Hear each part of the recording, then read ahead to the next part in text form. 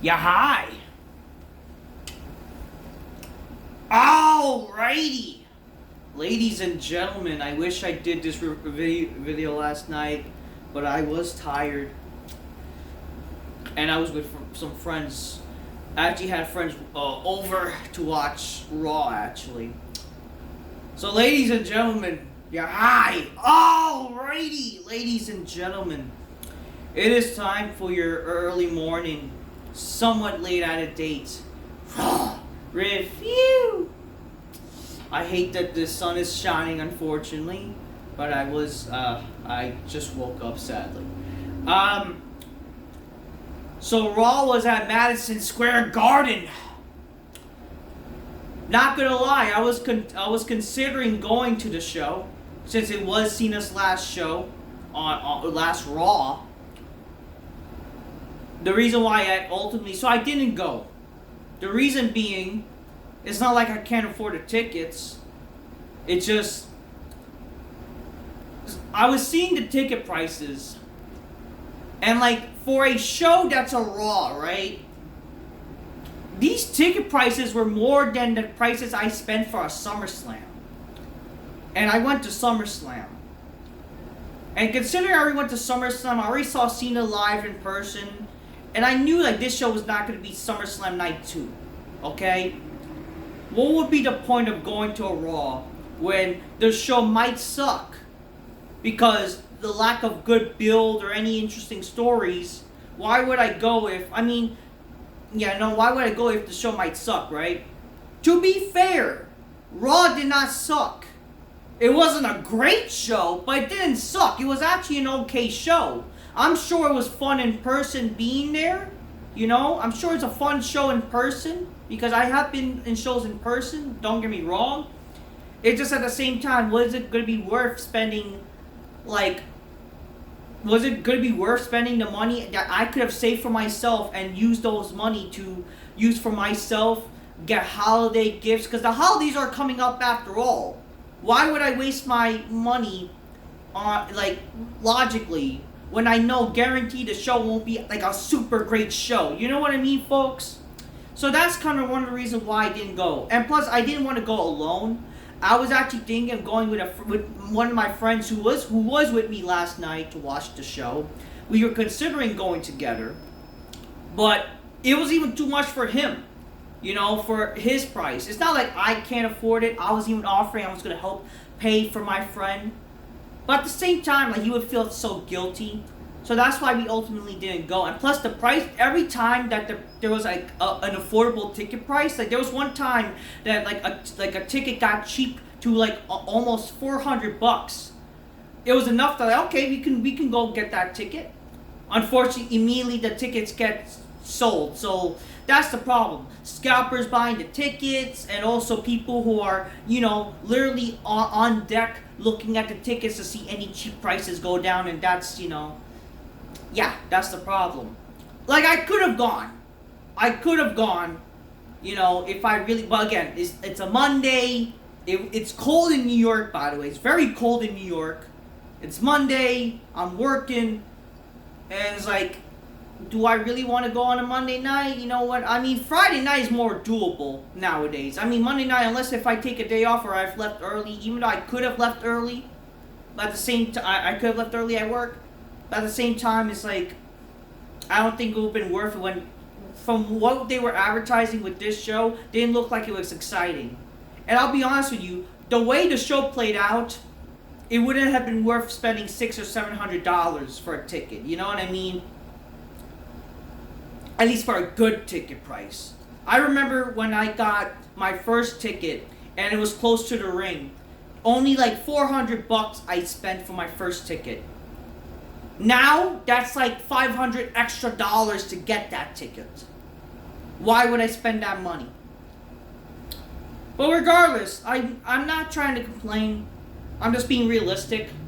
But the show wasn't terrible. Wasn't great though, because it still had its problems. And for the last show of John Cena on Monday Night Raw, the last televised appearance for John Cena, well, not really televised because this is on Netflix still. It's on streaming. For the last Raw of Cena, I'm not gonna lie to you, it felt a little under-delivered. I'll be honest. All we really got with Cena is like, hey, thank you so much, you know, Madison Square Garden. And yet, nothing much came from that. Instead, he just got interrupted. Yo, I'm ready for a fight. Like, okay. Like, okay, you're ready for a fight. That's it. I don't know. Grab your Coca-Colas. Drink it magnificently. Inspired to make the bitches go, oh shit, oh shit. The sun is indeed shining this morning. Drink your colas magnificently. Anytime's a cola time. And not only that, you know, always inspired to make the bitches the freaks in the sheet go oh shit all day and night. Alright? So, and obviously the chicks love John Cena, that's for sure. So, yeah.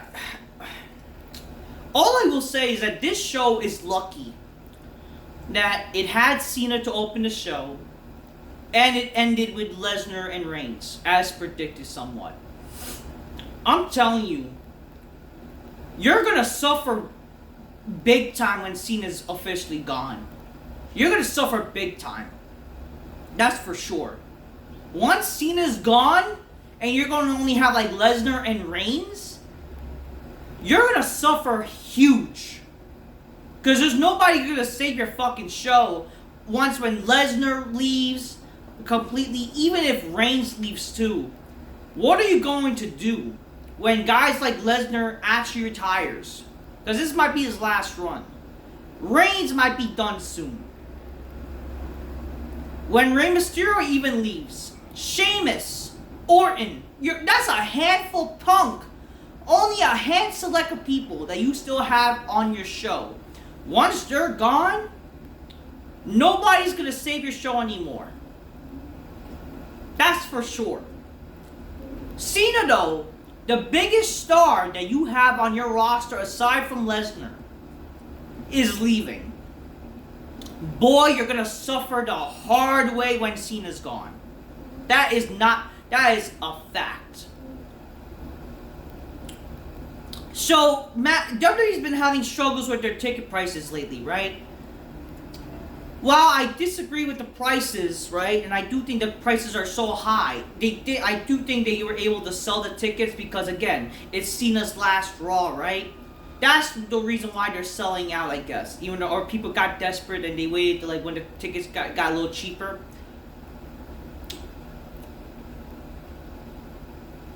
If Cena was not on this show, you could tell this show was not going to sell out. That's for sure. Watch, when Cena actually retires, my God, will you struggle with your ticket prices. Unless you advertise a Lesnar and Roman and shit like that. If you don't, watch when you get low ticket prices like that. Watch. You're lucky the show was not as bad as it could have been. And my God, when Cena retires, and if Lesnar and Reigns wasn't on this show, this would have been one of the lamest Raws in years, especially for a Madison Square Garden show. I don't know. But I guess, you know, I can't really doubt WWE for actually trying. Like, I would give 8 for effort, or maybe a B even, maybe a B, because you're still like, didn't really go all out. I'll give you maybe, fuck it, I'll give you a C minus. I'll give you a C minus for a little effort, WWE. Congratulations, you did do a little effort on this show. The way you ended the show, you know, you had Cena on the show, even though, like, it's not the best way to do things with Cena when it's his last fucking show, but whatever. Like, okay. Like, I don't know. But yeah, the show started with John Cena. The champ is here. I'm never late. I never hibernate. Never gonna take a break to the nation. They buy my merchandise. Oh, I'm done gonna leave the nation. So the show started with Cena. He's celebrating. He's looking around the stage, looking around the arena. Already so many people there, you know, celebrate. Thank you, Cena. You know, Cena. Like, isn't it amazing how people used to hate Cena, now they're like cheering for him? So, yeah. So that happened. Cena then like let the announcer announce him. You know, they never seen 17, blah blah blah, and then yeah. Cena then went on to say, he said, "Boy, do I welcome the enthusiasm, but don't get it twisted. It's New York City. You make it, or that makes or break careers. And the end of mine, I look around, see the people I can see. Thank you, New York City. It's already started. Hell, then Madison Square Garden. The champ is here. One night, Madison Square Garden allowed me to step in the stage and howl halls for 23 years tonight. It's a little bit of extra enthusiasm in the air because tonight's my last time we can talk together. Madison Square Garden, Monday Night Raw, bittersweet moment for me, but an important moment for me, and I want to take a second." And right as soon as Cena's speaking, Dominic Mysterio interrupted. So, I understand this is heel work, I get it, but at the same time, this is Cena's last straw. You're really gonna have him be interrupted? You know? You're really gonna have him be interrupted? Like, you can't have Cena, like, have at least one last kind of little speech, you know, as Intercontinental Champion, him talking about things or whatever. Like, this is literally this is literally his last Raw, one of his last few appearances, because now it's only 2 more appearances, Survivor Series and Saturday Night Main Event, his retirement match. You couldn't have had him, like, speak, for God's sakes, at least a little more? Whatever. Dominic Mysterio interrupts, speaks Spanish. You know, I was cheated. You always had. So he cut the Cena promo. Get it? What's the Cena promo? You are always handed everything. You know, I work hard. You don't. You are a golden shovel. Ugh. You know, get it? Oh, the Cena promo that every wrestler cuts against John Cena.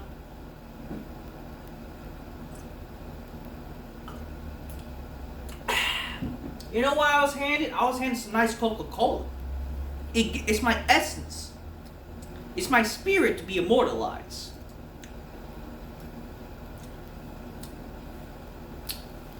So,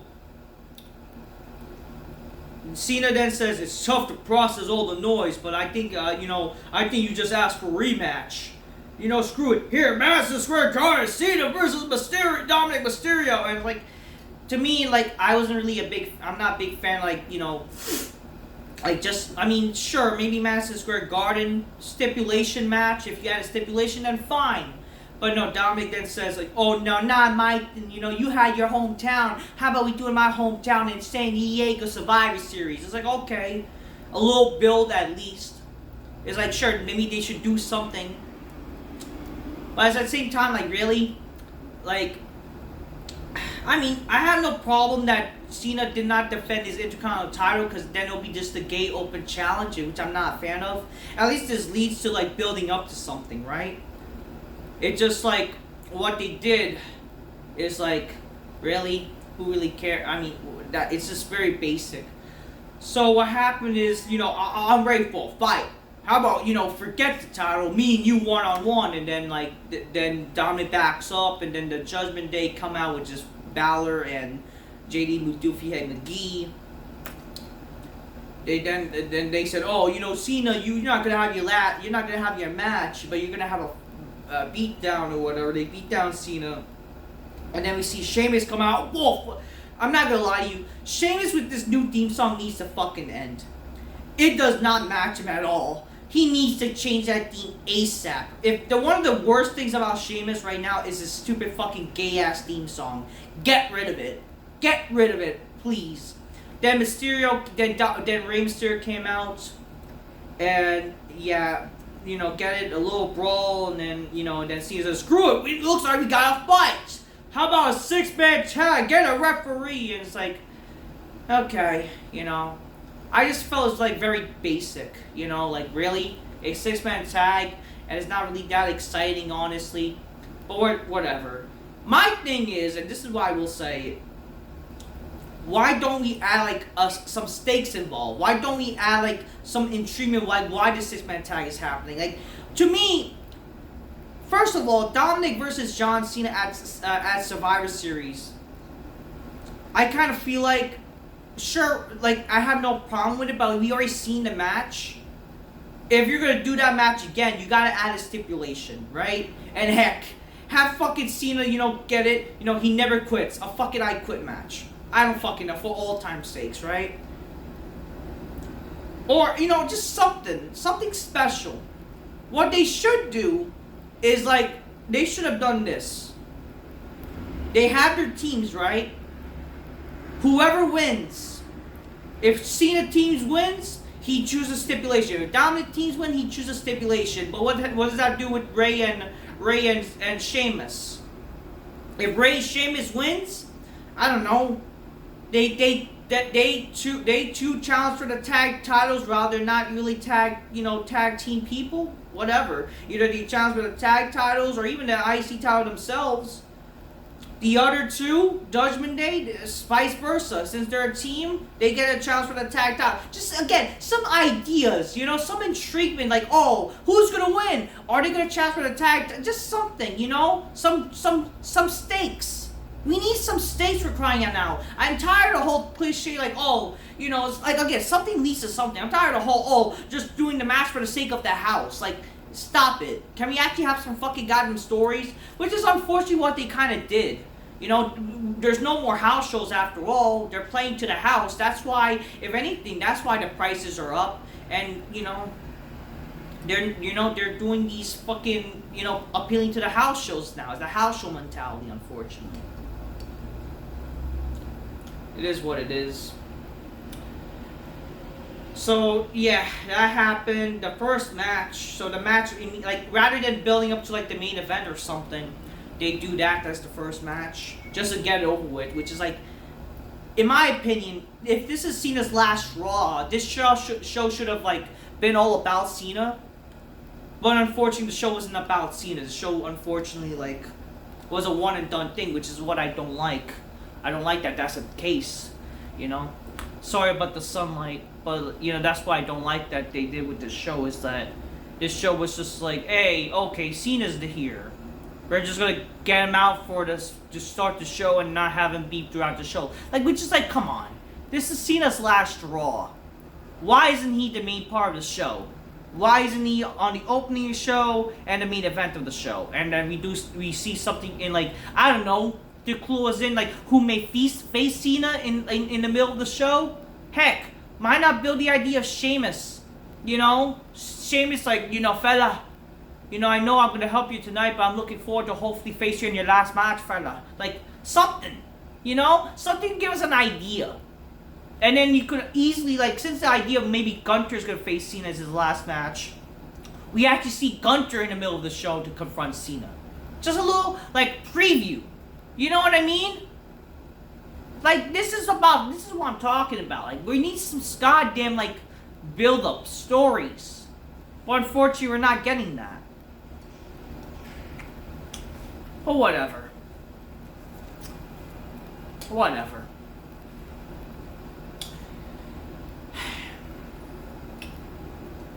First match, Cena, Sheamus, and Rey Mysterio defeated the Judgment Day. Wasn't a terrible match. A little fun, but at the same time, I didn't really care because, and I hate to say this because I like Rey Mysterio. I don't hate Sheamus as I used to. I just do think, yeah, he is the Irish Cena or whatever, or he's just, I think he's gotten better, in terms of, like, people caring about him, but at the same time, like, the fact that he's all about bangers is just kind of, like, gay, you know what I mean? Like, actually have a character and a storyline, you know what I mean? Oh, it's always about bangers, banger. Like, I'm not watching wrestling for just bangers, okay? How about go choke on some bangers, you fucking retards? I don't know. But my thing is, actually have stories, please. Maybe people actually fucking would watch your show. You'd not get low ratings, you know what I mean?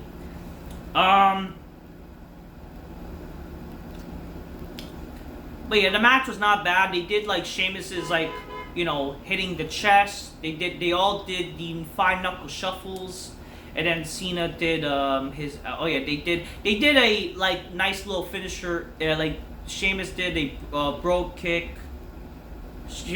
Ray did a 619, and then Cena did his AAP, pinned JD with Doofy Head McGee, and he won the match.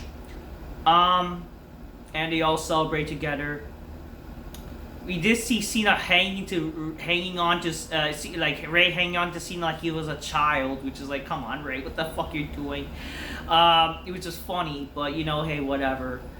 I didn't hate it, but at the same time, I do feel like it was a little underwhelming. For Cena's last Raw, I'm not gonna lie to you, I felt a little bit underwhelmed.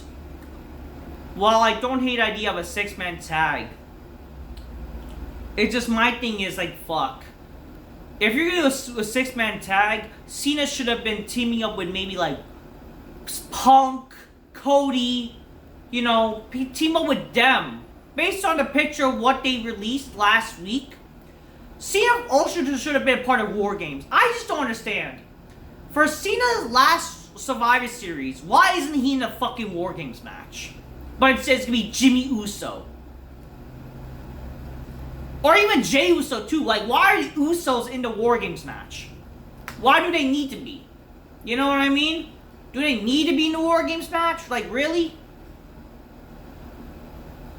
Like, I don't know. I just feel like this is Cena's last Survivor Series. And especially with Lesnar being in the WarGames match. And, like, won't it make sense to have Cena in the WarGames match? Based on, like, how with WrestlePalooza, Cena got literally embarrassed. Shouldn't he get a little bit of revenge based on what happened at WrestlePalooza and SummerSlam?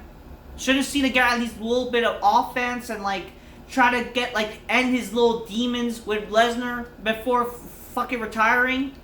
Because I feel like, what? You're doing that, and you're just ending it like that? You're not doing anything with Cena?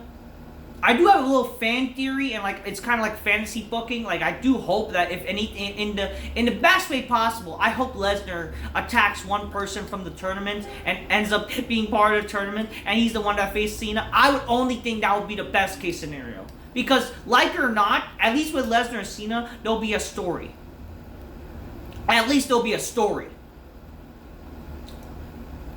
And, like, imagine, Cena, Lesnar one last time, make a stipulation, and if Cena finally slays his own personal demon, Brock Lesnar, that's a way to end a career. Like, at least that's a story right there. But oh, he's gonna put over a jobber. Keep in mind, this fucking stupid last time is now tournament is full of jobbers. Except Gunter. But like at the same time, it's full of jobbers. People who are in their 40s. You know, they're not young, for God's sakes. These are not people that are gonna carry the mantle. So why should Cena even like lose his last match? You know, why should he? You know what I mean? Anyways, whatever. We then see a bunch of freaking football players. We saw the Giants on ringside along with like some comedians or whatever. The Judgment Day, they show like during commercial that the Judgment Day confronted the Giants and was that comedian guy, Andrew Schultz for some reason, and then whatever one of the football players pushes one of the Judgment Day members and they all kind of got a little brawl themselves, which I mean. All I will say is, how is it that the Giants look bigger than they definitely look like Giants compared to the Judgment Day. And we're supposed to believe the Judgment Day are tough guys compared to the Giants, for God's sakes. You could just tell. Even Andrew Schultz is like bigger than like fucking JD Madufi and McGee. And we're supposed to believe that JD is tougher than those guys? Give me a break. Like, they can go toe-to-toe. Stephanie Vacure comes out. She's about to speak about Nikki Cunt, but then Nikki Cunt attacks her from the entranceway, and he says, "You know, you reminded me. I am not a nostalgia. I'm coming back to take back my reign as the women's champion." A missed opportunity with Nikki Bella is You know how the fans are chanting Cena left you? She should have taken that and says, but he's leaving you too. Like, easily that could have been a massive heel heat. But no, it just shows that, you know, she has no creativity and she's like scared. You know? That's why. That's why they didn't have her in the ring and do anything with Cena. Because she's scared. That's the thing. I'm not gonna cheer in the sidelines. I am gonna be the new women's champion. Whatever.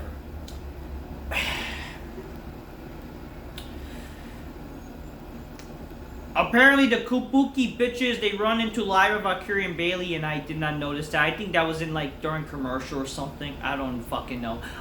For those who wondering, like, if I don't mention anything from the commercial, because again, it's not like I have VPN. I think people who have international international Netflix or whatever, they're the only ones that can see those. So like people in America, like, how come we don't see? I don't fucking know. I don't know. Second match. Solo Sikoa defeated the mystery opponent, which was... I gotta gear up for this. Pull this off! Right here, right now! Right here, right now! Pull this off! I'm in my bed, so I can't do it properly anymore. If you just look on my fucking Dolph Ziggler impression video. So Dolph Ziggler returns to WWE. This is a one-off again. For those who are thinking that this guy was gonna fucking like win, you guys should be sorry. Like, you really think that Dolph Ziggler is gonna fucking come back and win this fucking tournament or even beat Solo Sikoa? You're fucking wrong. So Dolph Ziggler, this fucking gay porn star prostitute, the fucking Smarks Delight himself, the fucking spaghetti hair jizz, freaking gay porn star prostitute, whatever.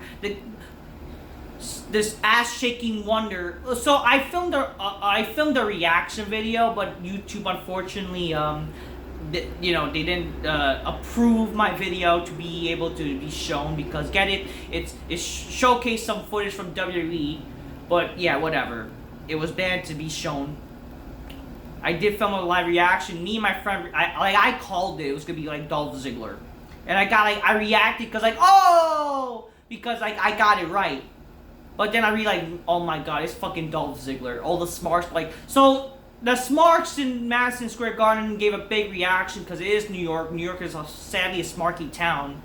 So what you expect, a blue state freaking city, unfortunately. So it's a bunch of fucking libtards. And Dolph Ziggler is like fucking king of the libtards, supposedly. The fucking guy freaking had sex with Amy Schumer. What kind of man does that, by the way? What kind of man? I mean, but he's not a man. The guy fucking probably takes dicks up the pooper. This fucking spaghetti hair jizz. I bust my ass every week. I'm the best in the world. Nobody can do what I do. Pull this off. Right here, right now. Right here, right now. Smacking his ass like a like when you smack your ass, it literally means penetrate me, please, okay? Just Dolph Ziggler, man. This guy. And he's like moaning in the ring. So obviously he got a big reaction because it's Madison Square Garden. This fucking guy was literally moaning in the fucking ring. Yeah, it's my time. He's like getting choked, like, yes. Like, why are you moaning in the fucking ring? Are you really want to get penetrated by Samoa's from some? I guess he wanted that Samoan cock. He wanted that Samoan fucking up the pooper. He wanted that fucking stum up the ass. That's what he wanted. That's why he's like, yeah, I can't wait I want to be in this match. Yeah, I really want to be in this match. Take me back, Triple H. I want to be in this match. Come on, I want that dunk on my ass. Yeah. So, I guess Ziggler got his wish. he got to like basically had like a softcore. We basically saw softcore gay porn. I was like embarrassed watching this with my buddy, by the way. Even like he was like, why is he sounding like that? This fucking overrated Mr. Perfect, Shawn Michaels, Billy Gunn ripoff. Freaking flops like he still flops like a fish. He still does his two gay super kicks with slapping his thigh.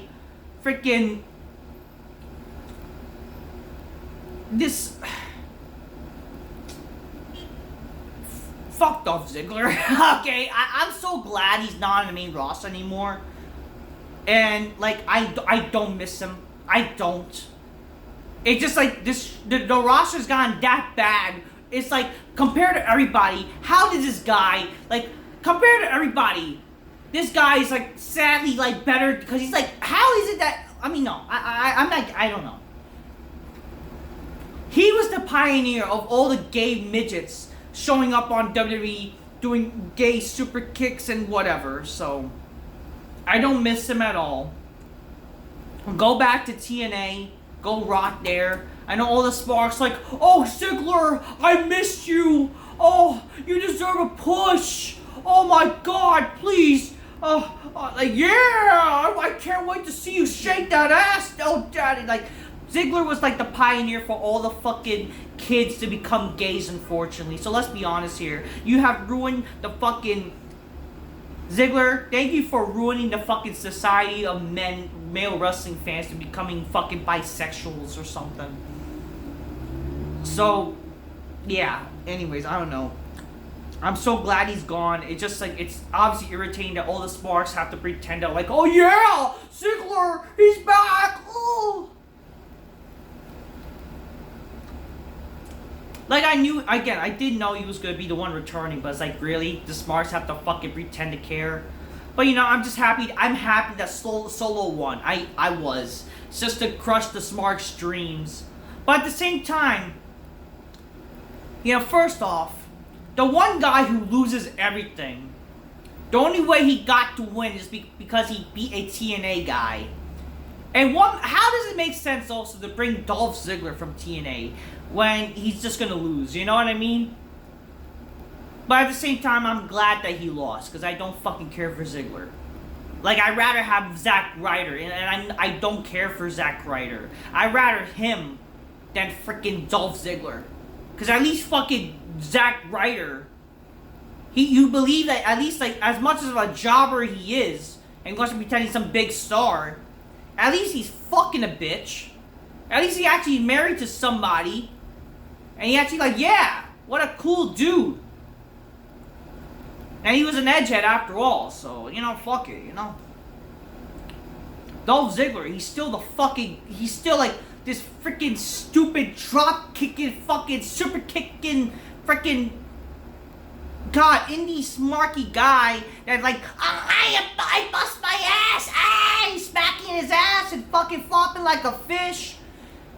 Enough with this. You wanna know why Dolph Ziggler sucks? Look up 50 reasons why Dolph Ziggler sucks by the Smart Busters and you'll understand completely. Oh, he's crisp! Shut up. If you say somebody's crisp, you're a fag, okay? That's all I have to say. I'm glad that Dolph Ziggler lost, but fuck Dolph Ziggler. I'm glad you're gone. You're garbage. You will always be garbage. You're a fucking goddamn indie midget buffoon. You're not a fucking real amateur wrestler. You're fucking literally you're just a drop kicking super kick. You're a fucking HBK ripoff. You're Mr. Perfect ripoff. You're a ripoff of everybody that's cool, and you're just a gayer version of that. That's what you are. You're garbage. Fuck you. You never was relevant. The fact that you're brought in as supposedly one of Cena's best rivals is a joke. You suck.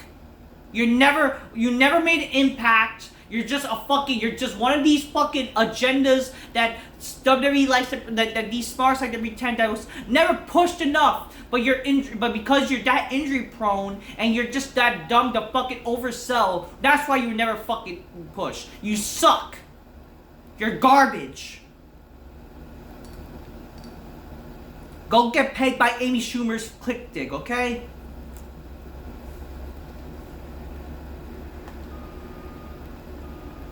And unfortunately, the people that are like, oh, Ziggler, why is he didn't get pushed or whatever?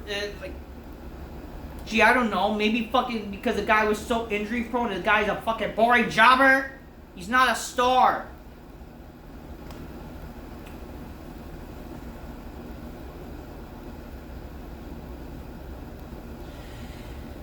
I gotta charge my fucking laptop there.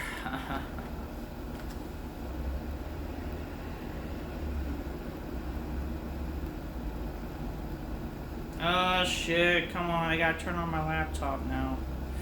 I lost my train of thought. Unfortunately, come on. Oh, fucking. Now we got some technical difficulties. Oh, come on. Come on, turn on. I sadly forgot what was I gonna say, but yeah, so Dolph Ziggler, he lost to freaking Soul Sikoa. The guy basically loses every fucking match, unfortunately. But the only way he won by defeating a guy from TNA. The only win that he'll sadly get. Come on, turn on your stupid fucking laptop. Yeah, my laptop got charged. Alright, anyway, fuck, I gotta, some technical difficulties. Oh, shit. Oh, shit. Everybody enjoy my waste of time.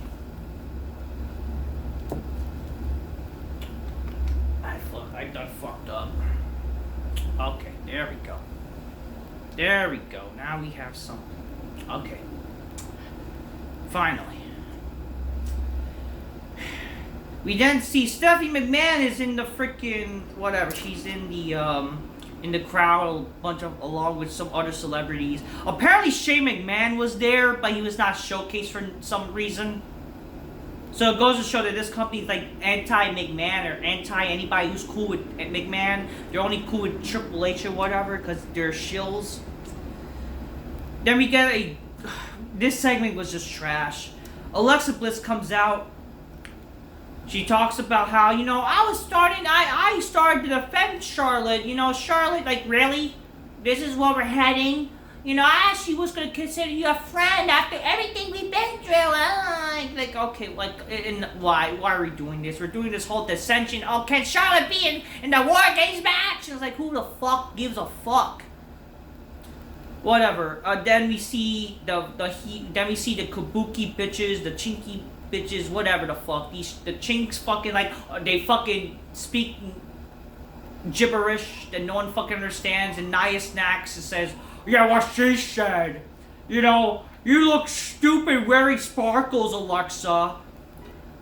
At least she actually looks like a woman compared to your fucking disgusting fat ass. So I don't know what you gotta insult fucking Alexa for. At least she looks good in sparkles. What you look good in? Fucking mud? Go back to the swamp. I don't know. Then they all plan to attack Alexa, but then Rhea Ripley and Io gets involved. Io gets overwhelmed, in the most cheapest fashion, whatever. And then eventually we see Charlotte freaking shows up with a Singapore cane and blah, blah, blah. That's how the segment ends. And this segment was pretty fucking boring. Because of this segment, I was so close to saying, you know what? I'm so glad I did not go to this show. Because this segment was that bad. We're like, what the fuck was this? Why would I waste my time going to the show, right? Again, I did say the show was not bad, right? But, it wasn't. But at the same time, a lot of dumb shit happened. So it wouldn't have completely been worth my money, let's just say. The third match. I believe this is the third match, right? The third match. Maxine Dupree. Yes, Maxine Dupree. Even though she got a jobber entrance, she did not even have a main entrance, by the way, folks. She defeated Becky Lynch for the Intercontinental title. So this is a Madison Square Garden moment, blah blah blah. She won, by the way, with a crossbody after AJ Lee returned for God knows what. So I don't get it. AJ Lee, she already beat Becky Lynch. But yes, she freaking came out to fucking help Becky Lynch lose, even though she already beat her? Like, why? Like, you already won your match at WrestlePalooza. Why do you have a problem with her? And if you do, wouldn't it make sense that you guys are feuding for the Intercontinental title? So you just helped your way to lose an opportunity for the Intercontinental title for somebody. Like, what's the feud then? I would understand, like, okay, you want to be Intercontinental Champion. Then why I don't know. Why didn't they book this way where Becky just wins and then, you know, AJ Lee comes out to help? I don't know. Something like that would have made more sense. Because, like, I'm just thinking to myself, why the hell was she there just to help Becky lose, even though she already beat her? You know what I mean? I don't know. I'm just thinking whatever. Let them do what the fuck they want.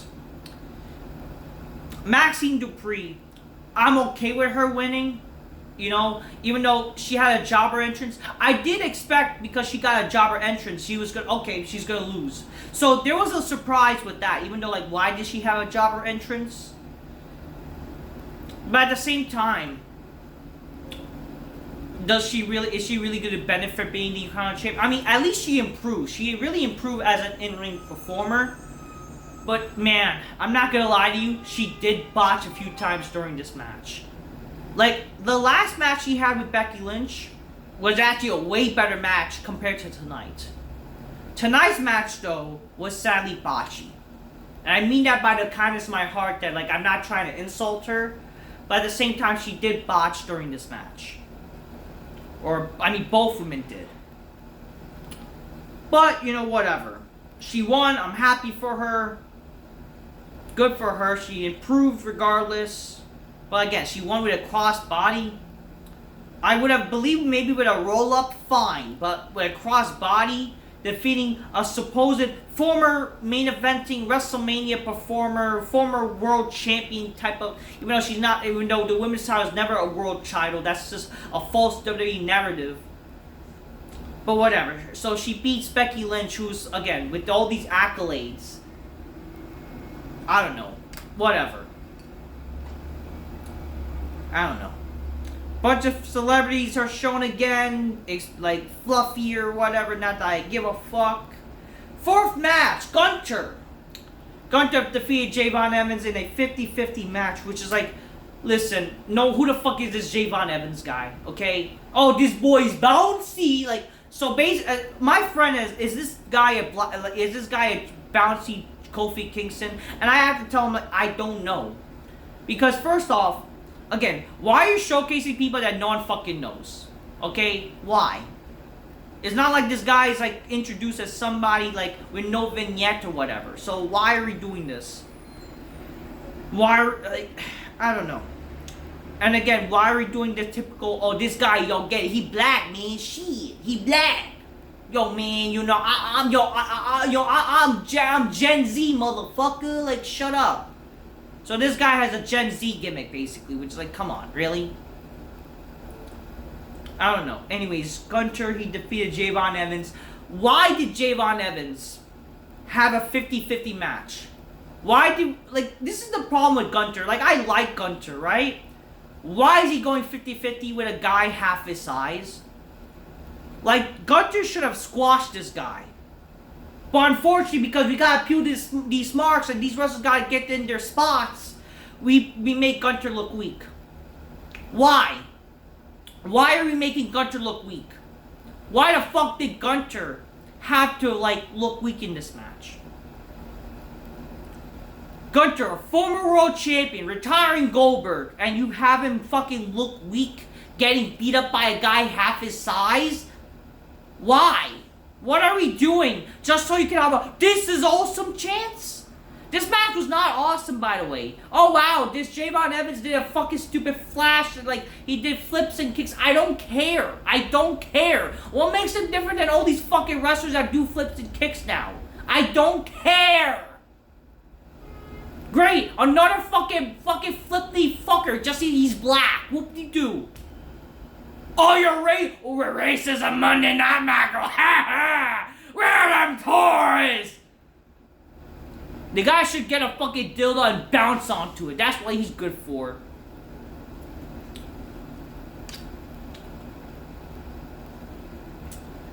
But yeah, Gunter. Oh yeah, my problem with Gunter, like, and I like Gunter too. Why the fuck does he have his NXT theme? Like, what's wrong with his new theme? So everyone's apparently happy now that he got his old NXT theme when he was Walter. So basically, you guys like you want to make Gunter more boring now. We're gonna give him his old boring theme. Like, instead of the fucking, like, his new theme or his previous theme now was more badass, more cool. It sounded more actually like kind of badass for, you know, a theme song. But instead, for some reason, because it's nostalgic for God knows what, all the fucking Smarky fans are happy they got the less exciting theme song. Instead of like, Gunter! It actually sounded exciting, you know, badass. It's like, oh, like it sounds like Sasha Banks' new theme, even though it's like originally Gunter had the theme song. It's like, why? Why are we giving him the boring theme song? Oh, Walter, why? Who cares? Can we actually have the exciting theme song back? He's Gunter now. I don't know. Unfortunately, the Smarks are happy about that. I don't know. Like, way to make Gunter less exciting, and now you make me less likely to want him to win the tournaments. Because we know he's gonna win. Now you give me another reason why I don't want him to fucking retire Cena. Because he already beat Goldberg anyways. Now we're having beat Cena, and not only that, you're giving him his stupid fucking theme song where, why are fans even fucking acting like it's the better theme song than the new theme that he had? Like, what's wrong with the theme song he had for the past 2 years?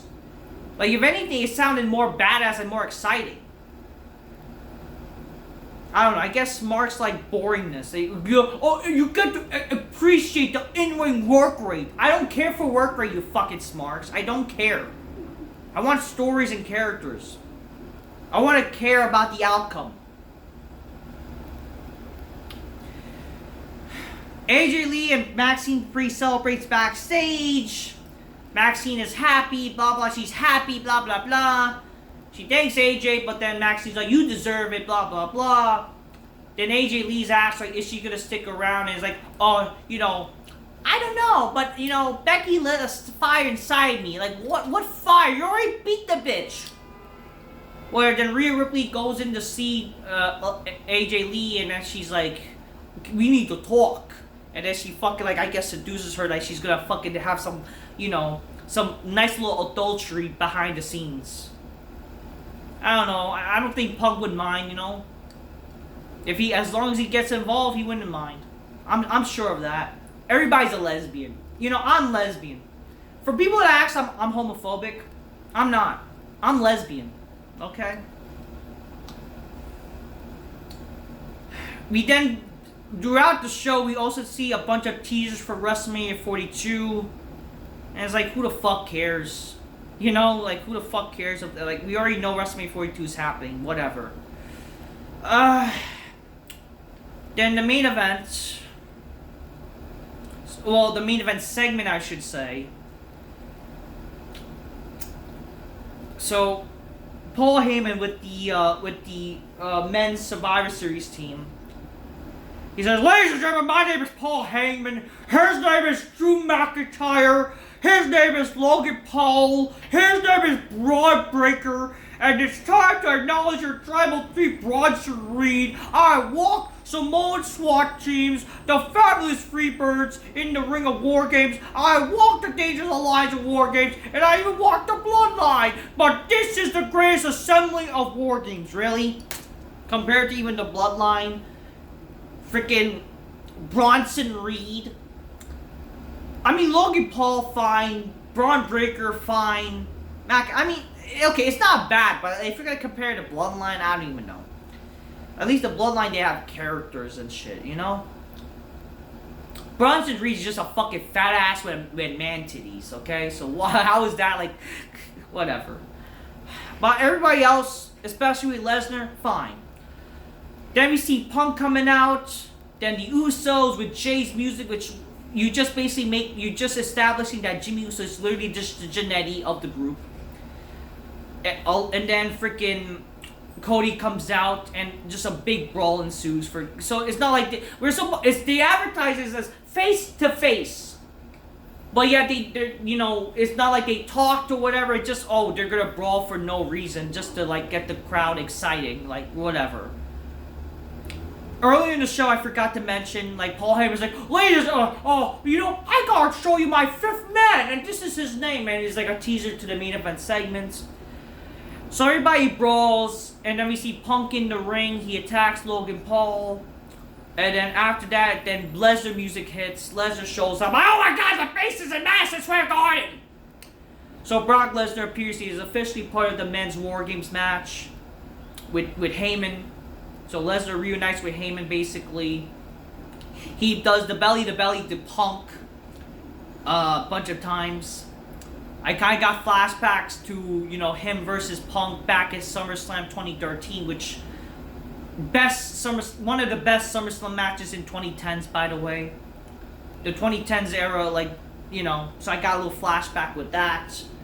And then Roman Reigns showed up, obviously. It was bound to happen. The fans were chanting OTC or whatever. And then we got a face-off with Roman and Lesnar again. So much for their last time ever! I don't hate the idea of Lesnar and Reigns happening again, but I get it. It's very repetitive that they're doing, when they have nothing going on, the ratings are low, the only thing they can sadly do is literally Lesnar and Reigns. And isn't that fucking sad? The only thing they can sadly do to make people intrigued is literally Lesnar versus Reigns, unfortunately. What does that fucking tell you? But whatever. I have no problem with their little face-off. After that, Lesnar was about to freaking go punch... before Reigns came out, we had Lesnar and Cody. We did have them face up, but then Cody goes to punch Lesnar. Even though I thought they're supposed to be cool, like you would think, in kayfabe, Cody's conflicted, like why is he joining Team Lesnar? But whatever. He just proceeds to attack fucking Lesnar again, and he gets, I think, German suplex or whatever. But then eventually we then see Roman coming out. Roman and Lesnar, they have their face off. Eventually we see Roman does a Superman punch when Lesnar was about to clothesline him. And then Bronson Reed goes to attack him, but then Superman punch to Bronson Reed. So a bunch of security shows up. We even see the NYPD, by the way. So obviously you can tell this is fake. The fake NYPD show up. They have fake costumes. But not only that, if they're NYPD, obviously, they would stop everybody. But no, they didn't. But it's really, why is the NYPD getting involved in such a weak segment like this? This is not it's not like chaos. The only time that makes sense, if you remember TNA, when they had their massive brawl, if you look up massive TNA brawl from 2009, when the main event Mafia, the Frontline, was it World Elite or something? You know, that's when, an example, when the entire TNA roster was brawling with each other. That's when you believe, yeah, I believe it. That was a brawl. That's a brawl where you believe the police officers get involved. You could just clearly tell they were fake. And it's you basically think, watch. It's going to soon come reality. With Mamdani becoming mayor, watch the NYPD is going to be officially on the WWE roster. Because that's going to be the only jobs. That's only going to be good for. They're going to become fucking fake WWE fucking hires. Because the NYPD is going to practically be dead by the time Mamdani becomes mayor. So you'll still see probably real NYPD people, because that's going to be their best gigs to get now. Because, watch, it's going to happen. But, yeah.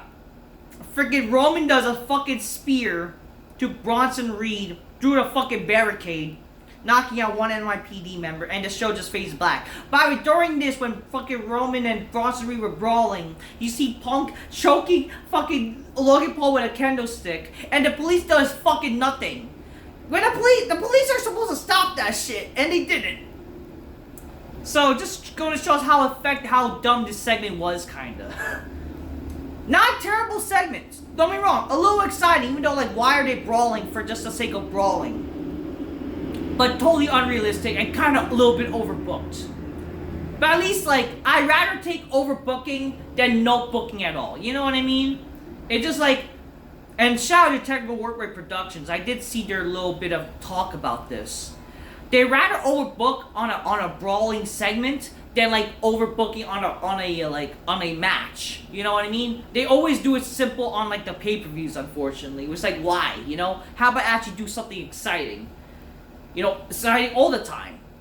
But you know, wait. At least they tried tonight or last night. So a good way to end the show.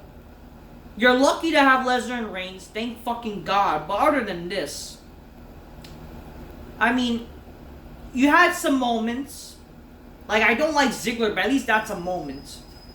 You had AJ Lee there. The match with Maxine and Becky, even though it was a botch-filled mess, was whatever. The opening segment and the opening match was fine, even though it felt under-delivered for the last show of Cena. And the ending. Like, okay. Overall, the show was not terrible. It was an okay show. It was definitely one of the better Raws of the year.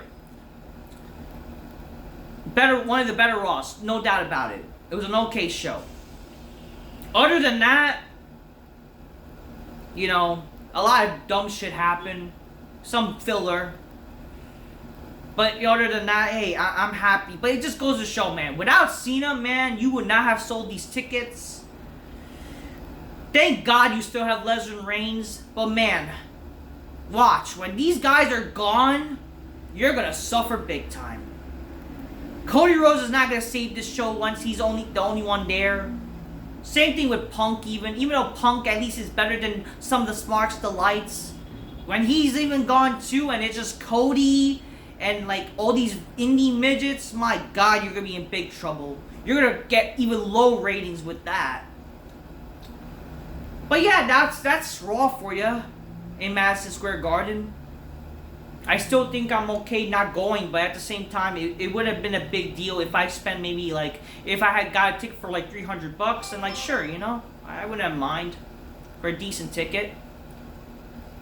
But again, for $300, you're only spending it for like the nosebleeds. It's like, really? The nosebleeds are $300?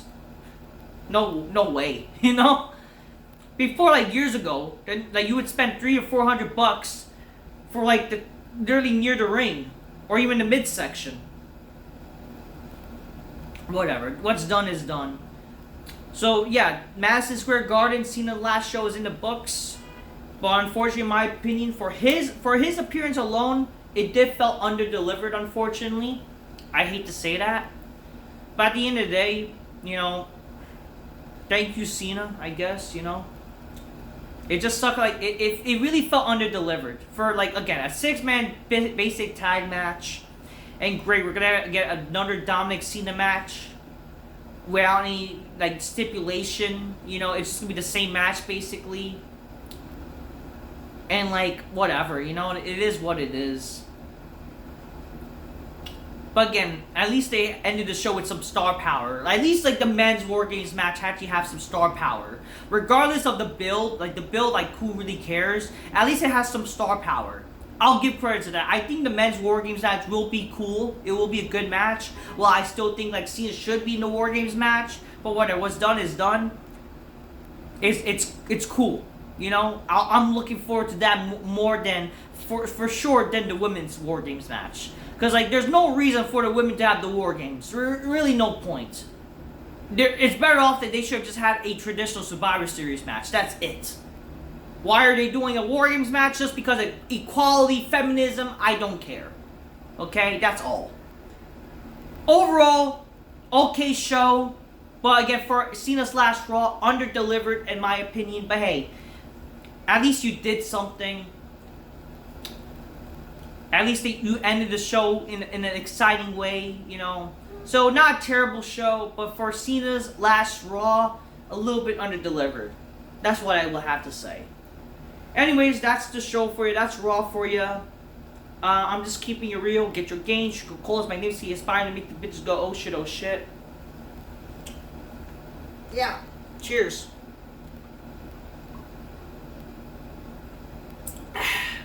Good stuff. Alright. That's all I gotta say. Until next time.